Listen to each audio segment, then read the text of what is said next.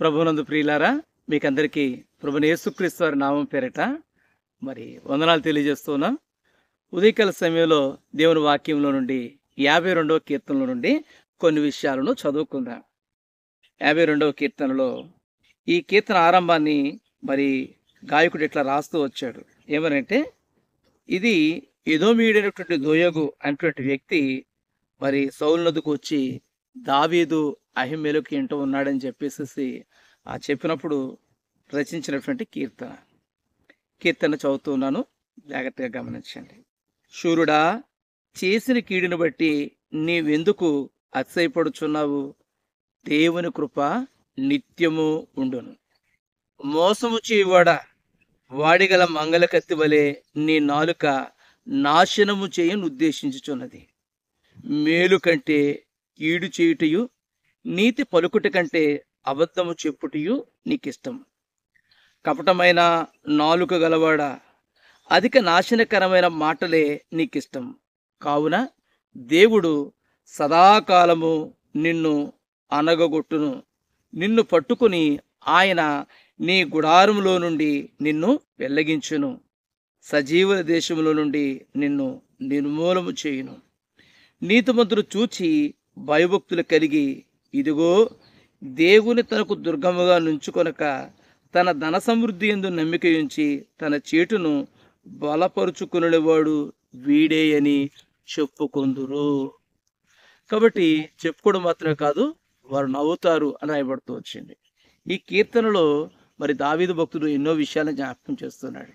నేటి సమాజంలో కూడా చాలామంది వ్యక్తులు తమ జీవితాలు ఎలా ఉన్నాయంటే, వారు కీడును బట్టి అతిశయిస్తున్నారు. కీడు చేయాలి. క్రైస్తవుల్లో ఉన్నారు, క్రైస్తవేతరులో కూడా ఉన్నారు. కాబట్టి కీడు చేయాలి, కీడు చేసి ఇతరులకు నష్టం కలిగించి ఇతరులను బాధ పెట్టి దానిలో సంతోషాన్ని వెతుక్కున్నటువంటి జ్ఞానము లేనటువంటి వ్యక్తులు ఎంతోమంది ఉన్నట్లుగా ప్రస్తుత పరిస్థితులన్నింటిలో కూడా మనము చూస్తూ ఉన్నాం. అయితే ఇక్కడ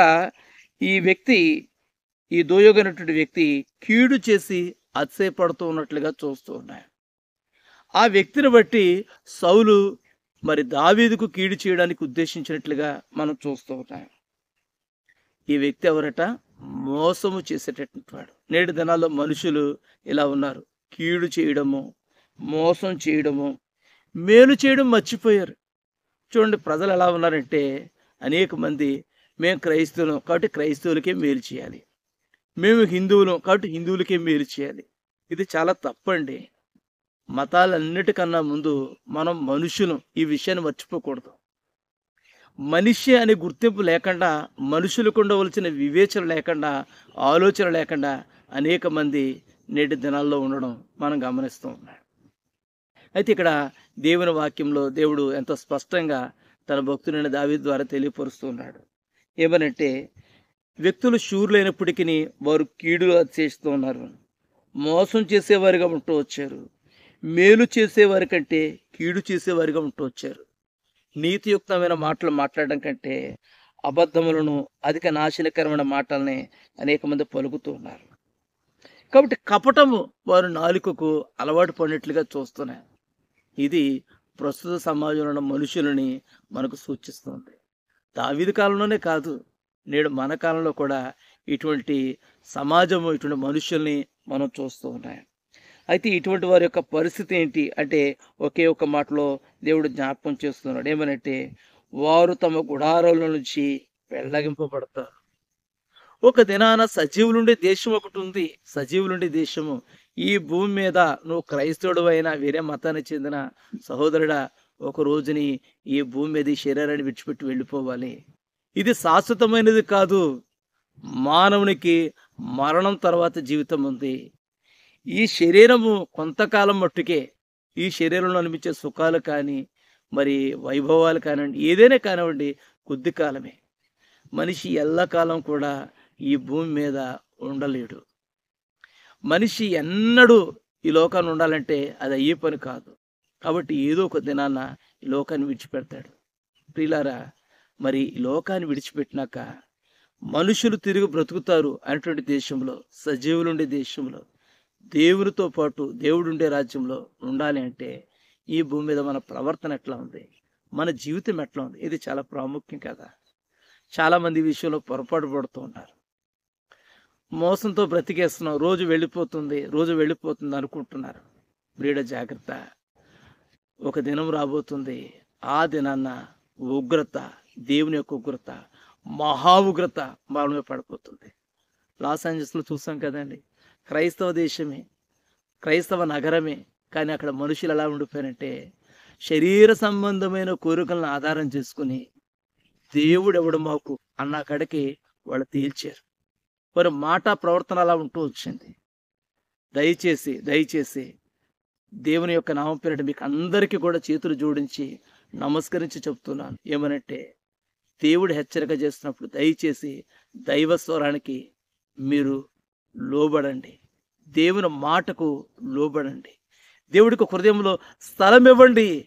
మా బలము, మా తెలివి, మా దేశము, మా యొక్క ఇది అని చెప్పేసి దేవుణ్ణి మించి మాట్లాడవద్దు. ఇది మన దేశమే, ఎవరు పరాయోడిది కాదు. పరాయోడు ఈ దేశానికి వచ్చి ఈ దేశానికి పరాయి సంస్కృతిని నేర్పాడు. అదే ఇవాళ హైందవ్యం అని చెప్పుకుంటున్నా.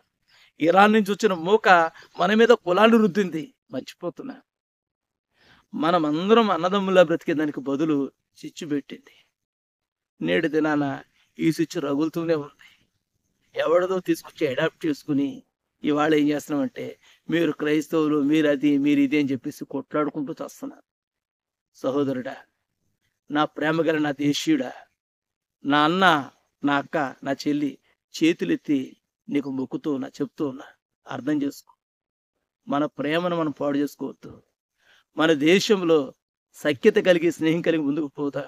అదే విషయంలో ఒకరిని మోసం చేయాలని, ఒకరిని నాశనం చేయాలని మరి చాలా అసహ్యకరమైన మాటలు మాట్లాడుతున్నారు.